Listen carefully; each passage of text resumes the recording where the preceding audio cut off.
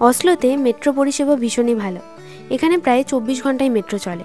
এখানে মেট্রোতে মোট 5টি লাইন আছে এবং এই 5টি লাইনে প্রতি ঘন্টায় মোট 4টি করে মেট্রো চলে। তবে রাত 12টার পর থেকে মেট্রোর ফ্রিকোয়েন্সি কিন্তু বেশ কিছুটা কমে যায় এবং আপনি চাইলে মেট্রো করে সমস্ত জায়গাতেই আপনি ট্রাভেল করতে পারবেন।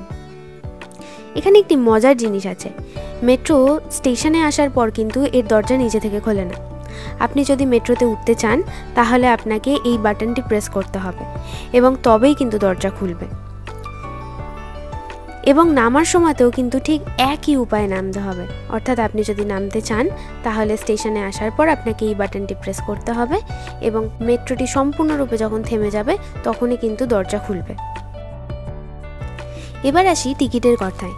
এই যে মেট্রোর ভেতরে সাদা রঙের স্ক্রিনের মতো দেখতে পাচ্ছেন, এখানে যাদের ফিজিক্যাল টিকিট থাকে, মানে ধরুন কার্ডের মতো, তারা মেট্রোতে উঠে এখানে টাচ করায় এবং টাচ করালে সেই টিকিটটা ভ্যালিডেট হয় এবং তখনই কিন্তু আপনি মেট্রোতে ট্রাভেল করতে পারবেন।